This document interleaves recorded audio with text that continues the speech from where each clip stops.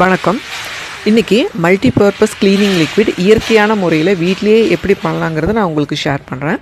இதுக்கு பூந்தி கொட்டை மட்டும் போதும் நமக்கு. ஃபஸ்ட்டு நான் ரேஷியோ சொல்லிடுறேன்.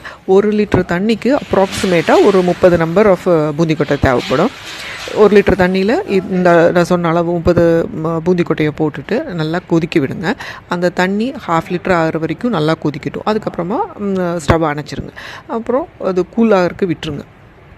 அதுக்கப்புறமா நம்ம எப்படி ரசத்துக்கு புளி தண்ணியை கரைச்சி எடுப்போம், அதே மாதிரி அந்த பூந்தி கொட்டை உள்ளே இருக்க அந்த கொட்டையும் அந்த பிசுரெல்லாம் எடுத்துட்டு அந்த தண்ணி மட்டும் வடிகட்டி எடுத்து ஒரு பாட்டிலில் ஸ்டோர் பண்ணி வச்சுக்கோங்க. இது எதுக்கெல்லாம் யூஸ் பண்ணலாம் அப்படின்னா, ஃப்ளோர் நம்ம துடைக்கும்போது அதுக்கு மிக்ஸ் பண்ணி தண்ணிக்குள்ளே மிக்ஸ் பண்ணிக்கலாம். ஷாம்புக்கு பதிலாக ஹேர் வாஷுக்கு யூஸ் பண்ணலாம். சோப்புக்கு பதிலாக உடம்பு குளிக்கிறதுக்கு யூஸ் பண்ணலாம்.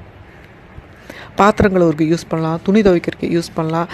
நம்ம சிங்க்கு பாத்ரூம் க்ளீன் பண்ணுறதுக்கு யூஸ் பண்ணலாம். ஹார்பிக் பதிலாக ரீப்ளேஸ் பண்ணணும். இது மல்டி பர்பஸ் இயற்கையான முறையில் இந்த மாதிரி பண்ணலாம். இதில் 2 அட்வான்டேஜஸ் நான் பார்த்தேன். ஒன்று இன்ஸ்டண்ட்டாக நம்மக்கிட்ட ஏதாவது டக்குன்னு தீர்ந்து போச்சு, நம்ம ப்ரிப்பேர் பண்ணி வச்சுருப்போம் இல்லையா, லைக் தலைக்கு தேய்க்கிறதா இருக்கட்டும், உடம்புக்கு தேய்க்கிறதா இருக்கும், பாத்திரம் தேய்க்கிற எல்லாத்துக்குமே நம்ம ஆல்ரெடி நம்ம ப்ரிப்பேர் பண்ணி வச்சுருந்துருப்போம் ஏதாச்சும் இயற்கையான முறையில். அது டக்குன்னு அவுட் ஆஃப் ஸ்டாக் ஆயிடுச்சு அப்படின்னா, இது இமீடியட்டாக எப்படி புளி தண்ணி கரைக்கிறதுக்கு நமக்கு டைம் தேவைப்படுமோ அந்த டைம் தான் இதுக்கும் தேவைப்படுது. ஒன்று டக்குன்னு ப்ரிப்பேர் பண்ணிடலாம்.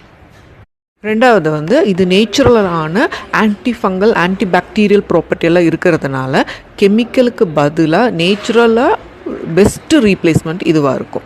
வாழ்க வளமுடன்.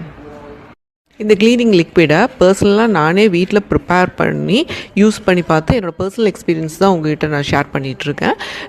மற்ற கெமிக்கல் ஏஜென்ட்ஸ் மாதிரி இது ரொம்ப நுரையெல்லாம் வராது, பட் ரொம்ப நல்லா க்ளீன் ஆகும். தண்ணியும் நமக்கு கம்மியாக தான் செலவாகுது இதுக்கு.